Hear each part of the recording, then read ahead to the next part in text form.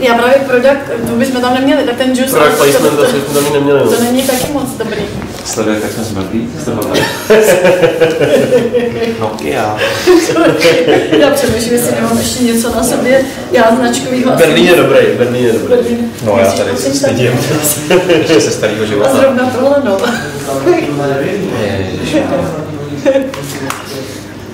Tak. Takže kolik si myslíte, že zhruba máme, než tam se dojdete? 20 minut? 20 minut máme určitě. 20 minut máme určitě. Hele, já už jsem, pojďme si teda říct, o čem si budeme povídat, nebo o čem si zkusíme popovídat. Já jsem říkal Táně, obchodní akademie, vy jste z obchodní akademie, učitelé z obchodní akademie, Táně učí ekonomii podniku, mimo jiný jsem koukal, ekonomii, ani nevím, jaký je rozdíl mezi tím. Já ti to úplně vysvětlím. Já učím dějepis, občanku, kulturní dějství, prostě humanitu. Je skvělý. A nicméně je to ekonomická škola, která produkuje hromadu ekonomů. Nevím, jakým způsobem, o tom si povídejme, ekonomů, který dělají různé podivné věci v tom dnešním světě, nebo minimálně mě trápí jako rodiče dvou dětí. A teď vy si tady hrajete s prospěšností podnikání, to je ten náš jako společný magnet, to je to, co nás Táně usvědlo, jak jsme se seznámili. My jsme připravili konferenci, letos vy připravujete příští rok. A teď mi přijde skvělý, buď máme příklad školy ekonomický, kde se baví o prospěšnosti podnikání, tak podle mě my si to nemůžeme nechat pro sebe a musíme o tom mluvit. Takže je skvělý, že děláte tu konferenci a přijde mi fajn, kdybychom si mohli popovídat o tom, proč se teda tomu věnujete, co to vůbec je, protože vám to je jako skvělý termín, že prospěšnost, to každý vysvětluje jinak. A vlastně cokoliv nás k tomu napadne, prostě to pojďme probrat to téma. Je to strašně důležité, jo. Jsem hrozně ráda, že to tak taky vnímáš, protože my s čím se my hlavně setkáváme je, že to je pro lidi naprosto neznámá věc a naprosto nepochopitelná věc. Prospěšnost podnikání. Jednak prospěšnost a jednak proč ekonomka se takhle má, jako se rozhodla orientovat. A nedej bože, když ještě použijeme termín sociální podnikání, tím lidem úplně...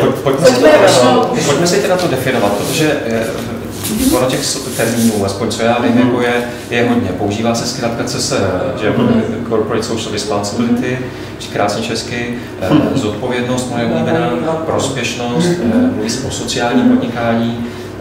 Co to teda pro vás je? Jak si to definujete? Tak, není to definičně v České republice usazený. Nejlepší je anglický výraz social enterprising, což je vlastně termín zaběhlej v cizině, social enterprising or social entrepreneurship.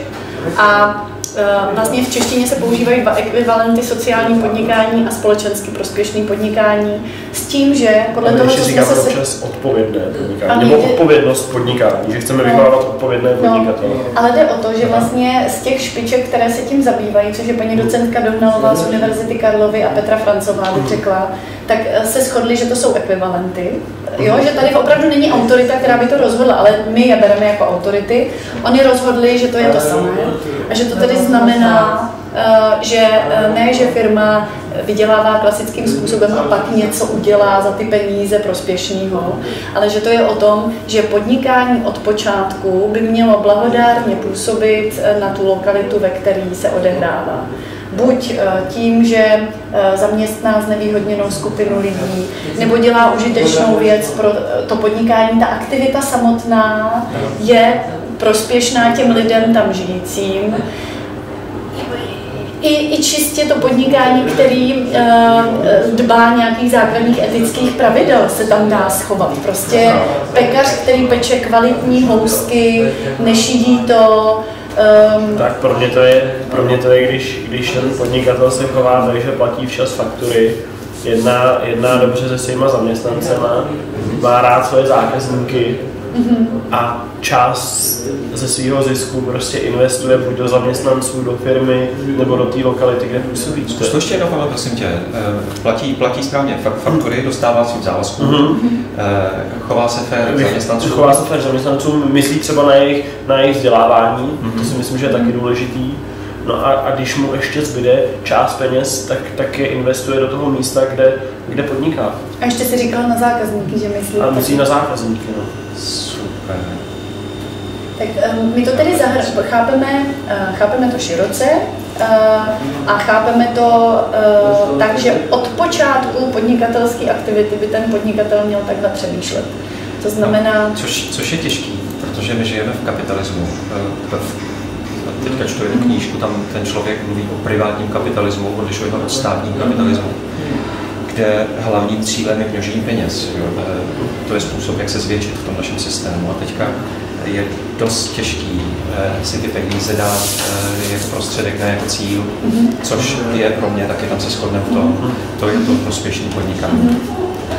Já jsem se zamiloval teďka do termínu obecně prospěšná společnost, který je nějak v naší legislativě, ale já si myslím, že bychom měli škrtnout všechny tyhle ty sociální podnik. Co to je sociální podnik třeba? Opaka sociálního nebo co? Podle mě by jakýkoliv podnik měl být obecně prospěšný zaměstnancům, zákazníkům, komunitě, vlastníkům, aby z toho všichni měli to, co z toho mají mít, aby to prostě bylo fér. Aby nebyla malinká skupina hyperbohatá a pak hromada takových těch, jako, který musí po večerech ještě smažit hamburgery, protože vlastně jako nestíhají. A nemůžou hlavně v tom podniku být lidma. Je jako obecný takový jako rys. No, já taky věřím tomu, že my když tady o tom začneme učit, že x našich studentů bude přemýšlet o tom, že si založí svůj vlastní biznis. Že se nestanou součástí jenom nadnárodního korporátu, protože já si myslím, že to je nebezpečí dnešní společnosti, jenom nadnárodní korporáty, a že vymizí to malé podnikání, bude to ten malý pekař, prostě bude to ta malá firmička, budou to ty živnostníci. Já si myslím, že pro tu ekonomiku jsou tyhle lidi naprosto klíčoví. A ještě mi přijde důležitý, že byste jim mohli pomoct ukázat tu jinou cestu, že je důležitý vzít něco, co máte rádi, a co je někomu užitečné, to je důležitý, taky moje oblíbená otázka poslední dní. Na škále 1 až 5, jak byste hodnotili vaše práci, co se týče užitečnosti, skutečné prospěšnosti, to, jak ta vaše práce fakt jako mění svět toho člověka nebo těch lidí. A na tom si uvědomíte, kolik je tady jako zbytečný práce, především v těch korporacích, ty jako finanční oblasti, ty call centra, ty junior manažer, senior manažer. No, ale ono i ve státní správě. Státní správa. A jak důležitý právě je, nebo jak důležitá je podpora toho podnikání, když člověk do toho nejde proto, aby zmnožil prachy, ale jde do toho, protože chce dělat něco, co ho baví a co zároveň slouží ostatní. A peníze. A tam vždycky ještě dojedu myšlenku. Určitě. Tam já vždycky to řeknu, tak hromada lidí mi řekne, no ale jsou prachy jsou důležitý. To říkám, jasně, ale nejsou cílem, jsou prostředkem, tam prostě jako mají jiný pořadí. To je to, co si myslím, že byste mohli tady nějakým lidem předat.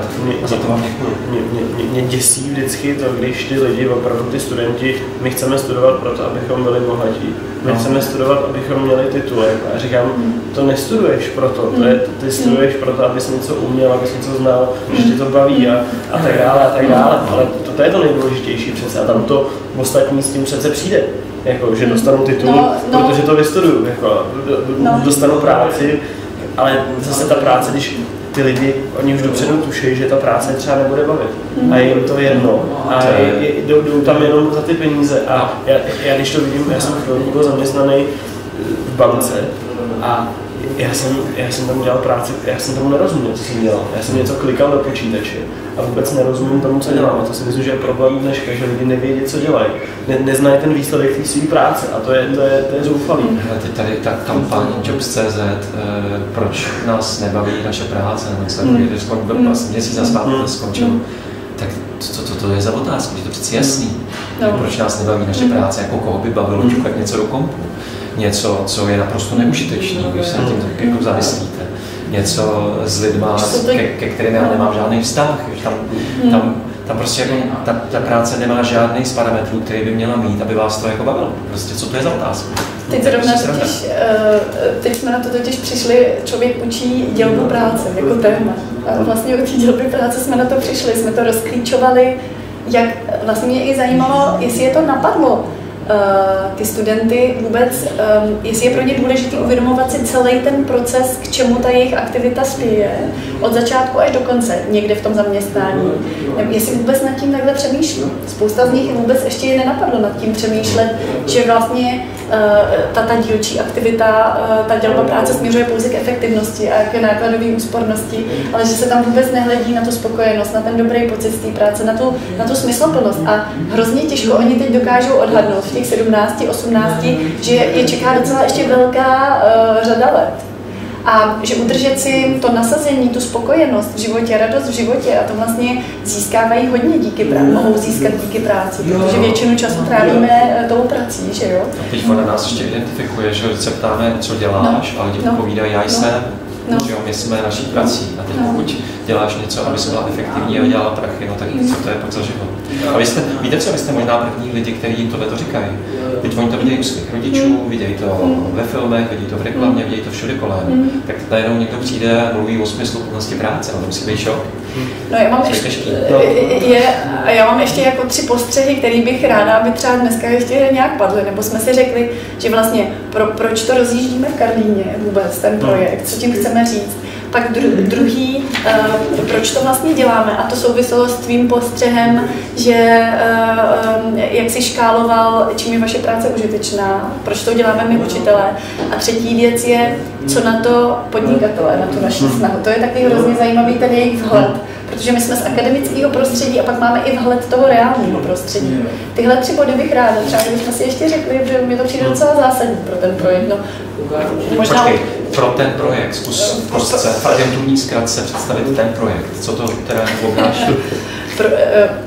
Dá se říct jednou větou, jednou větou, prostě náš projekt je, aby z naší školy odcházeli odpovědní mladí lidé v tom pravém slova smyslu. Nemusí to být podnikatelé, můžou to být i zaměstnanci, ale jde o to, aby byli odpovědní. Odpovědní vůči, ale důležitým věcem. Ne vůči někomu, ale vůči sobě, vůči svému svědomí. A tím my doufáme, že zlepšíme, že to je taková naše neviditelná ruka, ale ne trhu, tím doufáme, že prostě zlepšíme život nás všech.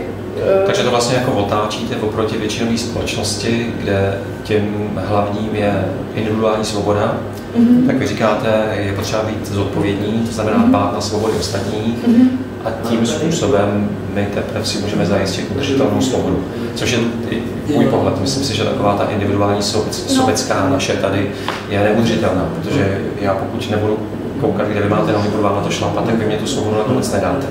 A já o ní přijdu. Jo. Chápu smysl. Co se týče naplnění toho projektu, tak vím o té konferenci začátkem dubna. Smyslem té konference je co? A jak by se to pak teda mělo projevit u vás ve škole?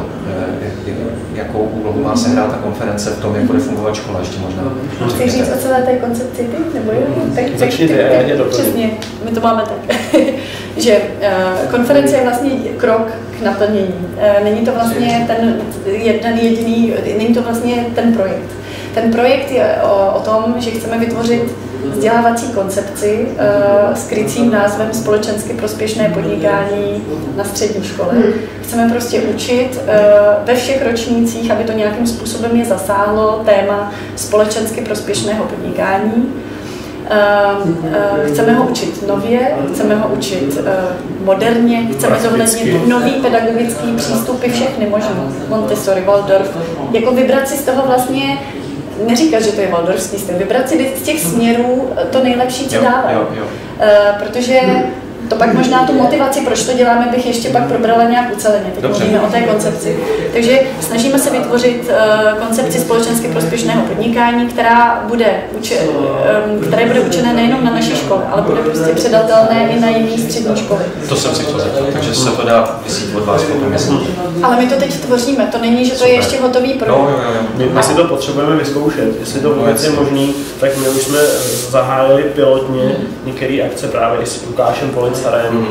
Chceme vzdělávat kantory v oblasti, my sami cítíme, že my nejsme papežové, my se sami v tom potřebujeme vzdělat, takže jsme udali grant s paní Francovou a mluvíme o tom, že chceme vychovávat odpovědné podnikatele, tak máme k dispozici simulaci startup, kde oni si opravdu v rámci 3 dnů vyzkouší, co to je reální podnikání, projdou si od založení a 4 měsíce tu firmu vlastně jako táhnou a vedou, musí vytvářet nabídky, orientují se na trhu a tak dále a musí řešit i něco, co je pověst firmy, nebo jinými slovy můžeme říct odpovědnost firmy.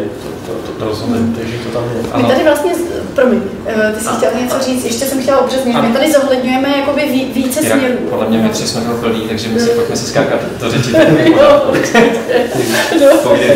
Ne, ale že tady zohledňujeme několik směrů. Zohledňujeme to, že cítíme, že klasické metody vyučovací už prostě nefungují. Potřebuje se učit prakticky, reálně, užitečně, smysluplně, svobodně. To je první věc, kterou v tom projektu chceme zohlednit. Dále? Já už tady teda skočím do řeči, mimochodem vidím, jak jste mi tady provedli po škole, jsou tady ty různý studentský projekty, jeden bufet, druhý bufet, cestovka, další cestovka, nebo co, že ty děcka nesedějí ve třídě a neposlouchají vás, že to jako fakt žijou. Přesně tak, ale přijde nám to málo. Nám to přijde málo, protože to je opravdu vždycky takový jako výkřik, tohle se děje, ale není to systematicky a pořád. A my bychom rádi, aby to bylo všude a pořád nejlépe. Ne, protože jedině tak ta škola má nějaký smysl v současné době. Vlastně i ta naše vůbec iniciativa vznikla kvůli tomu, že učitelé, my si hledáme naše místo v současné společnosti, protože to nejsme za dob Rakouska-Uherska a ta funkce učitele je teď prostě jiná. A my jsme učitelé ekonomické školy, tudíž jsme si našli téma společensky prospěšného podnikání. A ještě to je takový obor, který je momentálně tak, jak na něj nahlížíme úplně špatně a je na rozcestí. A v době Rakouska ten učitel měl jediný ty informace a pak je předával. A dneska ty informace jsou všude. My přece nebudeme předávat informace, které si můžou sami najít. Které ještě budou takhle ve škatulkách, jako my aspoň, kdybychom ty škatulky propojovali, tak by to bylo dobrý. A to bohužel ta interdisciplína se pořád neděje. Takže my vlastně, chtěla jsem mluvit systematicky, ale teď mi to nedá, my musíme prostě přeskočit k té motivaci. Takže my jsme si vlastně řekli, takhle to nejde. Oni jsou otrávení, my jsme otrávení. Chodíme, je tady 50 učitelů, spousta z nich chodí do práce tak jako už z rutiny, ubytě a říkali jsme si, to přece není možné, teď ta škola ještě musí mít nějakou funkci, debatujeme o tom už spoustu let, prostě upiv i neupiv, ale prostě říkáme, co teda budeme dělat, aby se to zlepšilo. To nemůžeme to takhle nechat být. Nikdo nás v tom nevede, to je taky důležitá věc, že nepřichází žádný impuls z hůry. My si to musíme vymyslet. Myslím tím třeba i zřizovatel, myslím tím třeba ministerstvo školství, který by nějaké impulzy mohlo vydávat, ale nevydává. Možná díky bohu, že nevydává, ne? A tak vydává impulzy, které nejsou tohoto ražení. Ale víš vás aspoň k tomu, aby byste se nad tím zamýšleli. Ano, řekli jsme si, že to musí ta změna začít ze spoda, musí začít od nás. Takže to je první aspekt. Druhý aspekt je, že vlastně se studentama řešíme spoustu problémů, které jsou okolo nás. Ale my jako učitelé jim o těch problémech mluvíme a štvalo nás, že je nedokážeme řešit. Protože my řešíme hlad, války, korupce, prostě to neustále se na něco naráží. A teď skončíme vždycky u toho, no je to prostě hrozný, je to hrozný a teď... Ale to je daleko, to nemůžu ovlivnit, to nemůžu změnit. Vlastně my máme úplně docela úplně dobře udělanou metodiku od člověka v tísni, co se týká lidských práv, co se týká třetího světa, migrace a tak dále. Tahle témata my umíme s nima řešit prakticky, tahle témata my s nima jako děláme, ale tu každodennost ekonomickou třeba, nebo každodennost tady dnešní, která by nás měla trápit víc, nebo nevím jestli víc, nechci to teďko, to se nedá si porovnávat vůbec, tak, ale udělanou nemáme. Máme učebnici ekonomiky, možná pracovní list a to je všechno. Ekonomika je pro nás tak jako teoretická, výsostně teoretická disciplína. No a čím se vlastně, to je ještě další jako téma pro diskuzi, vůbec funkce ekonomie v současné době, ale tím se dostáváme vlastně k tomu, proč se jmenujeme, nebo proč vlastně jsme si dali motto Být Karlín. Protože my jsme si říkali, tak kde trávíme nejvíc času? My i studenti. V Karlíně. Jsme ekonomická škola. Co nám umožní vystrčit růžky do Karlína? No, naše podnikání, které se tady už odehrává a jsou tady prostě reálné studentské firmy, tak jsme si říkali, no tak my si těma studentskýma firmama, máme to povolené v akreditaci, prostě možnost podnikání, tak pojďme prostě se do toho Karlína otevřít, už nebudeme zavřená budova, která si to tady prostě tutlá, studenti přijdou, teď se to tady něco mele, pak zase odejdou a ten Karlín jako kdyby neexistoval. Že cítíme, že obzvlášť ve městech není ta tendence si všímat toho svého bezprostředního okolí. No tohle mě teda můžu? No, ne, mě tohle trápí. Poslední léta si všímám, jak moc někde žijeme a někde bydlíme. Že jako jezdíme, třeba žiju teď 3. rok, 4. jsme tam Komořany, Modřany, Prahy a to je taková jako noclehárna vlastně, kde od pondělí do pátku lidi se seberou, sednou každý do svého auta, taky zajímavý fenomén ten automobilismus a teďka v těch zácpách se pomalu ošinou jako do centra a já tam v tom našem bytovém komplexu zůstávám společně se sousedem Marusem, který pracuje taky z domova a matkama dalšíma, jo, a to je jako celý. A teď tyhle ty lidi jedou někde do nějakého podniku, kde vlastně oni to tam taky jako neznají, protože tam jsou jako většinou klučové někde v Kancu. A večer zase jedou se vyspat domů. Teď vlastně jako kam já patřím, kde je to jako moje. Je to někde jako moje, cítím tam vůbec nějakou jako zodpovědnost. A proto já to se tady raduju. A to jsi v Praze. Potom ještě jiný fenomén jsou opravdu satelity za Prahu. To je ještě bych řekl. To je ještě strašnější. A to jsme ještě jako maličkatý městečko ta Praha, že když se podíváš na ty megapole. A že to je vlastně jako stejný. A proto já se jako obrovsky raduju, že jste oba o tom mluvil, o tom, že tam je ten ohledou z odpovědností vůči komunitě, že tam taky máme prostě za rohem firmu, kde ta firma nám tam minimálně smrdí furt nějakýma kamionama a autama. A teď zapojili se do pořádání čarodejnic, třeba jako jedna akcička, ale že by se toho dalo dělat daleko víc, že prostě my jsme součástí té komunity, my jsme prostě tady, jak je tohleto důležitý. Aby jsme o tom jako začali mluvit, aby jsme to jako začali žít. A těžký mě přijde tohle tématu. Ještě je, že ono to je vlastně tak jako nový. Ono je to staronový, ono už to tak jako bylo. Jak to jako... Víš, jak ideálně by bylo zvát sem třeba lidi z těch firm, no ale jako pozvete, jako víte o někoho. Jo, to vlastně tím můžeme trošku rozpracovat, jenom, že tak jedna Karlín, protože všichni jsme tady z různých koutů Prahy, my bychom se nesladili, kam se zaměříme. Zaměříme se na Karlín. A teď přesně, jak jsi říkal, že to je nový. Ono vlastně spoustu těch studentů vůbec ani i nás to třeba předtím nenapadlo, že ten Karlín bychom mohli mít rádi. Že vlastně to je místo, ze kterého my si bereme, protože tady studujeme, ale že bychom do něj mohli něco dát. Že to je místo, který má problémy, ale který třeba nejsou úplně smrtelně na umření vážně jako válka. Který se neuvěřitelně změnilo. To je příklad místa, který je nastartovaný. A že vlastně my tím chceme dokázat, že já se bojím, že už tu myšlenku neudržím, už ji držím asi 10 minut, že vlastně my sice nevyřešíme teď momentálně hlad v Africe, že člověk si rád zaštiťuje těma velkýma problémama, jako já nezvládnu, ale my dokážeme, když každý bude v tom svém bezprostředním okolí dělat dobře, nějakou svojí aktivitou, kterou vzhledem ke svým schopnostem dokáže, tak když nás bude takhle hodně, tak se třeba dostane i na ten hlad v té Africe, tímhle způsobem smýšlení. Gáví, buď změnou, kterou chceš vidět ve světě. Dělat dobře, zkus to definovat, co ti myslíš? Dělat dobře. Když se na to bude dívat někdo z vesničky někde bez Kydek, tak co může... No, že budu empaticky přemýšlet o tom svém okolí.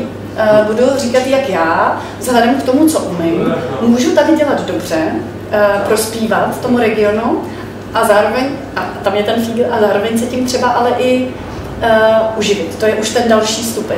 Dělat něco, co bude teda užitečný, co bude užitečný pro někoho v té oblasti, pro životní prostředí, pro kulturu, pro dobrou náladu lidí. Těch aktivit je strašně moc. Tady může pracovat právě ta fantazie našich studentů, to je potenciál, který my chceme využít. Oni mají neuvěřitelnou fantazii, kterou vlastně ve škole skoro nesmí používat. Když jsme ekonomka, jo. A my jsme si, to právě my nechceme, protože ta fantazie se dá použít. A teď my chceme zkusit, a my nevíme, jestli to právě jde. My si to chceme vyzkoušet. Jestli jde dělat to, co člověka hrozně těší a baví, naplňuje, tak jestli se tím jde i uživit. To my s nima chceme vyzkoušet a říkáme si, tak jsme ve škole jako zkoušení prostě.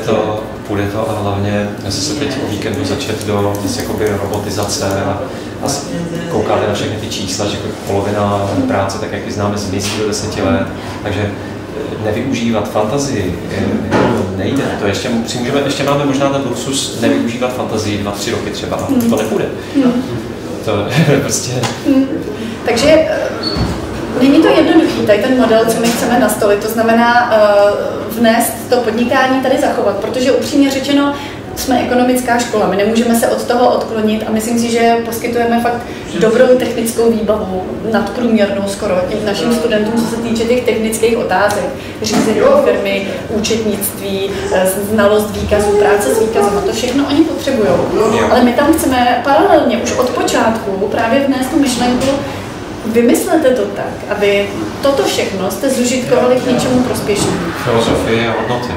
No. To je to, co říkají lidi, kteří já čtu, Gary Haley třeba říká, kapitalismus paráda, výborný, akorát je do toho potřeba dostat hodnoty. Nějaký typu ohleduplnost, zodpovědnost, jinak prostě nemůže fungovat. Ty hodnoty přece potřebuje, teď víc než co jinýho. Jako máme všechno, máme hrozně moc peněz, žijeme si, jak jsme si nikdy nežili v historii a zapomněli jsme o ty hodnoty. Na to lidí. A my přece neobjevujeme Ameriku tím, že říkáme, tak někde bydlím, někde studuju, tak to místo mám rád a pro to místo chci něco udělat. Teď na vesnici přece. Já mám chalupu v Jižních Čechách.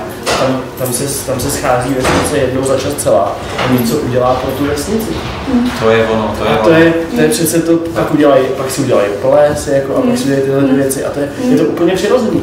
Ale je šokující, jakou to způsobuje nedůvěřivost, jakou to způsobuje reakci, jako že to je něco takového jako skoro punkového, nebo že to je to vlastně cokoliv, co boří status quo je jako rušící, že prostě jsme stádní a pokud někdo vybočuje, tak to nás prostě rozčiluje, ruší. No, ale vlastně je to naprosto lidský, je to návrat vlastně k lidským pocitům.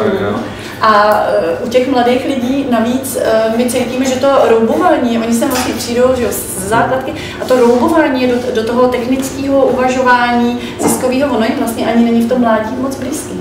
Že my je tady pokroutí, oni jdou do toho, že ho tam moc od něj neočekávají.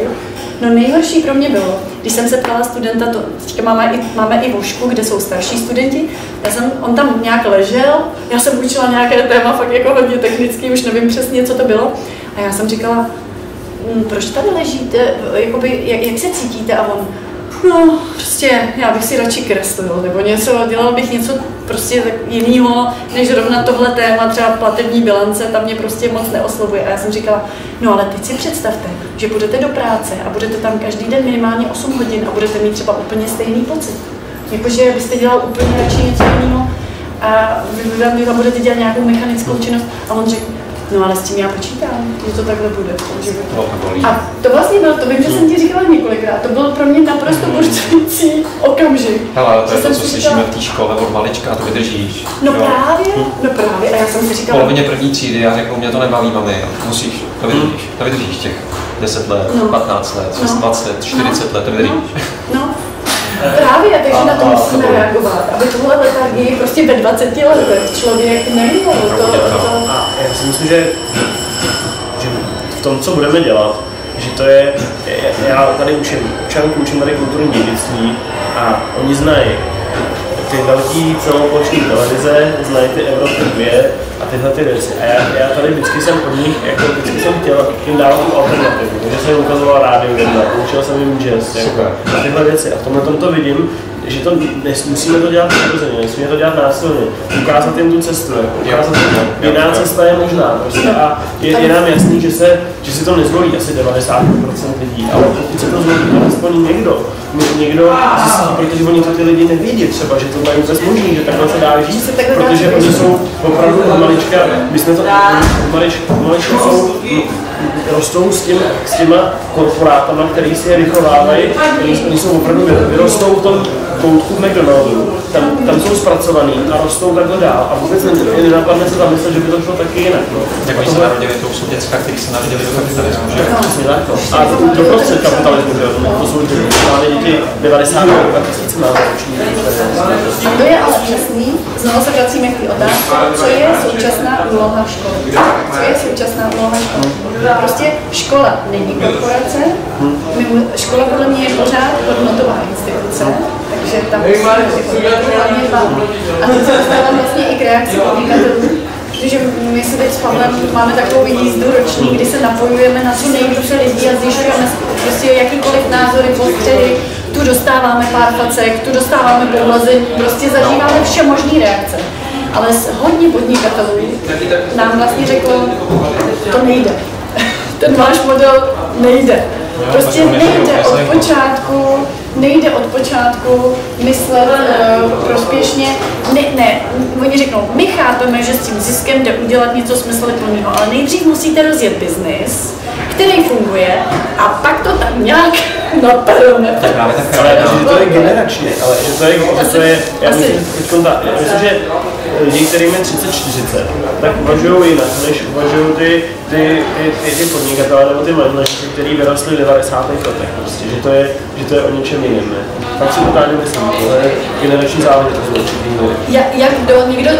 Někdo je uvědomělej už prostě ve 30, někdo není uvědomělej ani v 60.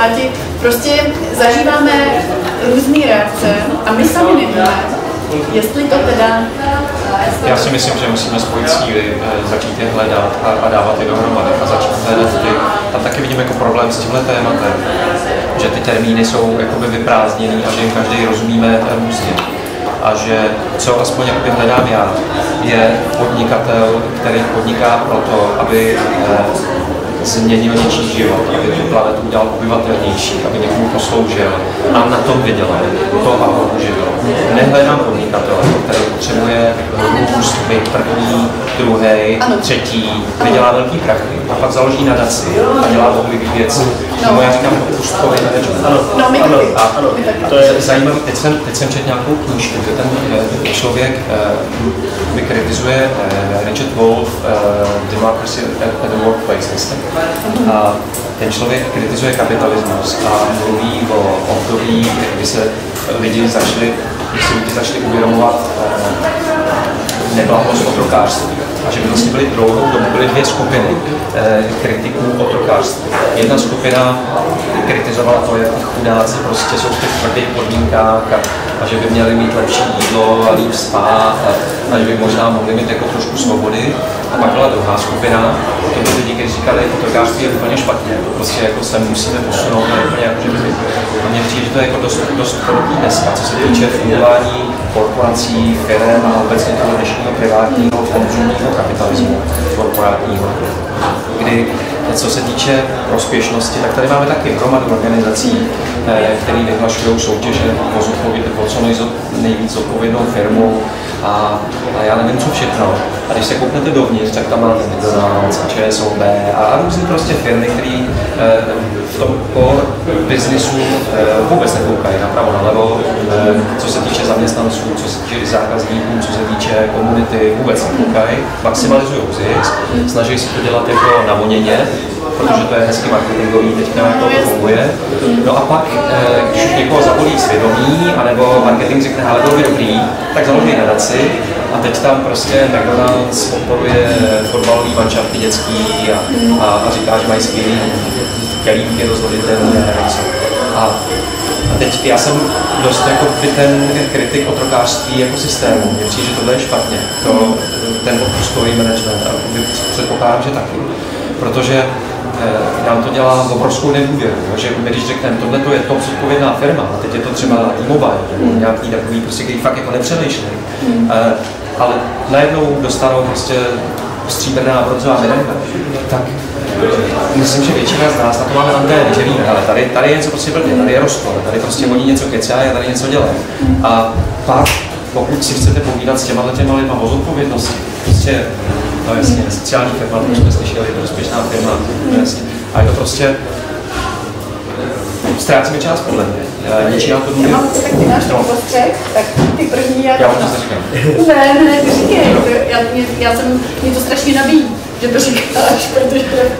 Já mám postřeh, jeden jsem možná zapomněl, ale jeden mám to, že my když budeme vychovávat těm korporacím nebo těm firmám ty lidi rovnou, tak my o to víc budeme, jako to je, mě napadá lepší slovo než nakažený. My je nakazíme tou vědností. My infiltrujeme.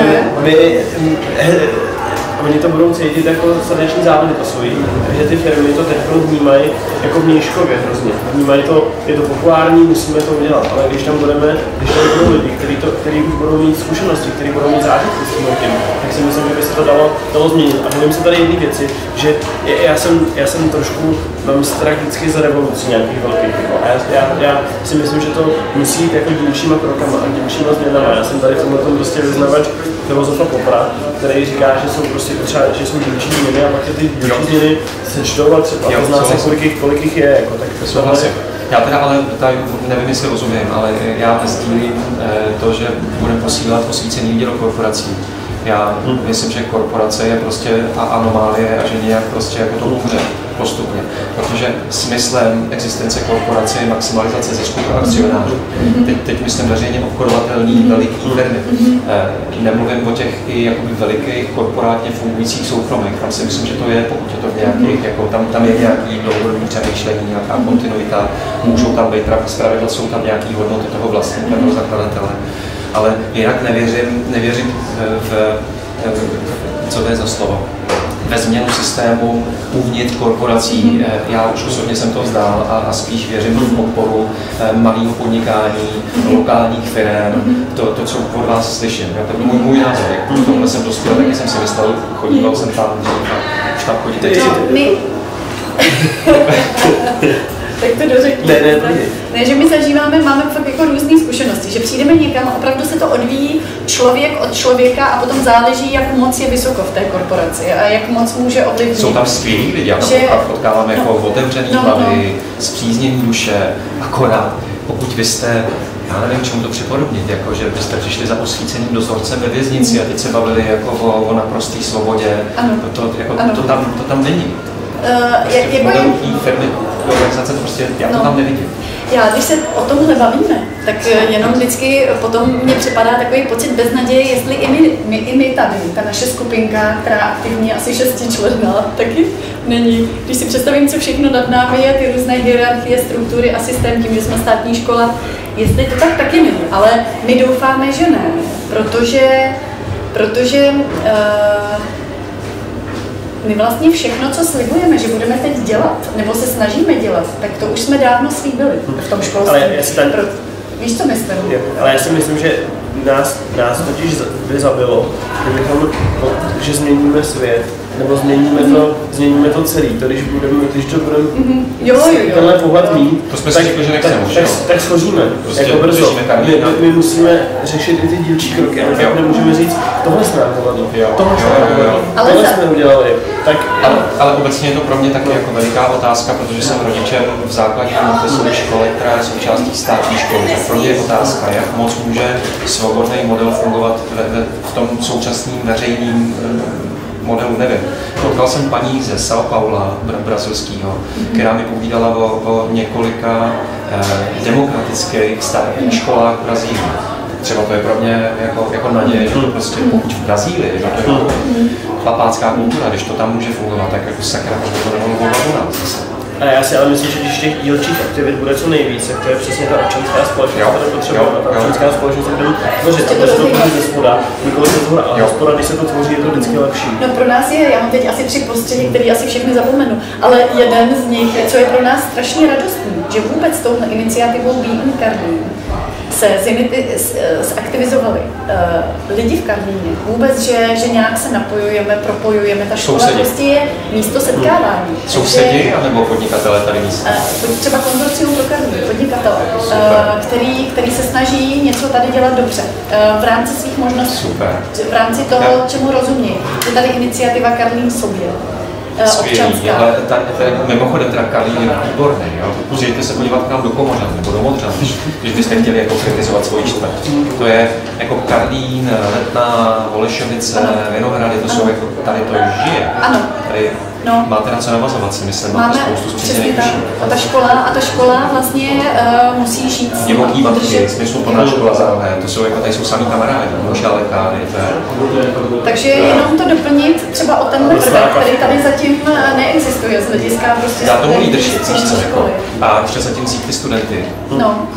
No, to je vlastně náš sen, ale ještě k těm dílčím aktivitám. Já se totiž bojím i toho, tak se zase vrátíš, zadej práci. já zadám práci a vrátím se. Ono už možná stejně to bude dlouhý, tak jestli zvládneme třeba dát 3 minuty a tečku, nebo už potřebuješ? Co myslíš? Tak dáme 3 minuty a tečku. No, 3 minuty a tečku. Bojíme se jenom, a na to se snažíme dbát, aby ty dílčí aktivity nebyly jenom prostě nějaké dílčí výstřely. Proto pracujeme na té koncepci, která by byla předatelná, protože cítíme, že něco se může změnit, pokud budeme koordinovat aktivity nejenom u nás ve škole, ale třeba i více na úrovni více zpřízněných středních škol. Že bychom vlastně zohlednili nejenom to pražské prostředí, ale i jiný regiony, i jiný prostředí. A to by byl náš takový jakoby sen, vytvořit nějaký takový balíček, který by prorůstal s tou školou od prváku do čtvrťáku a který by byl použitelný prostě i na jiných ekonomických školách. Pokud se na to bude dívat nějaký středoškolský učitel nebo i vysokoškolský, když vám napíše, tak máte vy mu co odpovědět teď už, nebo? Máme co odpovědět, rozhodně. Rádi bychom se napojili. Super. No. A nebo se na té konferenci 1. až 2. čtvrtí tak tam jsou místa ještě? Tam jsou místa. My teď momentálně jsme řešili finanční stránku té konference, aby jsme si dopřáli všechno, co si tam dopřát. Řešíme pořád. A konference bude, i když nevídou praky? My si myslíme, že už bude. My si myslíme, že už to Já jsem koukal na ten web, tak tam to vypadá dost jako připravený. My si myslíme, že ji dáme, ale třeba chceme si dopřát, aby ta konference měla svoji kulturní část. To znamená, chceme si dopřát procházky s architektem, abychom ten vztah ke Karlínu hnali i tudy, přes pocity, nejenom přes fakta. Tudíž chceme udělat třeba koncert, chceme udělat čtení, poezie, chceme udělat vernisáž, prostě doprovodní aktivity. Určitě už máme zajištěnou tu odbornou část a workshopy, to pokrajeme, to si myslím, že je v klidu. Ale teď vlastně koncert nebude, i když ho chceme udělat nízkonákladově, tak něco bude stát postavení scény, chceme udělat všechno ve škole a tam asi za ty peníze bude papat nejvíc. Chceme udělat případně výstavu karlínských umělců v Karlínském parku, chceme do toho zapojit Karlínský park, takže tohle taky bude, tohle taky nám bude žrát peníze, ale doufáme, že i na tohle budeme dobře. Ať to motto té konference nebo ten název je opravdu Be in Karlín, ať je to celý, ať je to komplexní. Ale zároveň to může být Be in Pardubice, Be in Prostějov, Be in Ostrava, víš, je to o tom povzbuzení vztahu k té lokalitě všema možnýma prostředkami. Takže my chceme dát návod, jak to třeba udělat pro střední školy, ale zároveň chceme i zdůrazňovat během celé té konference, že mít rád svoje místo a místo, ve kterém působím a lidi v něm je strašně důležitý. A to chceme různýma způsoby podpořit a povzbudit. A naším cílem je najít podobně smýšlející lidi, setkat se s nimi, zhodnotit, jak na tom jsme a říct si, co uděláme. A za další rok se zase sejít a říct si, kde jsme a jak budeme postupovat dál, aby to nebyl prostě jeden výstřel z kanónu. Rozumím. Okay, teď mi to došlo. A myslíme, že se nám by to mohlo i dařit, protože my se tím snažíme o tom mluvit už teď se studentama a snažíme se do toho co nejvíc zapojovat. A myslím si, že máme někdy i dobrý ohlas a jedním z nejhezčích ohlasů pro mě je to, že my máme kampaň na HitHitu, kde sbíráme peníze a nabízeli jsme tam procházku s architektem po Karlíně. A třída se složila, že chce prostě se projít Karlínem, protože a odůvodnění bylo, fandíme vašemu projektu, nebo našemu projektu, fandíme společensky prospěšnému podnikání a chodíme do školy do Karlína a chceme se něco to mě vyrazilo, tak to bylo krásný. Je hezký, že vlastně to v nich probouzíme a ono to v nich je. A oni vlastně, my chceme vytvořit komunitu a oni si teď vlastně vytvořili mikrokomunitu a složili se na to. Hezký, to nádherná tečka. No to je právě, ono to tam je, ono to chce probudit. Tak děkuju. Tak my taky děkujeme. Tak písemka, zkoušení.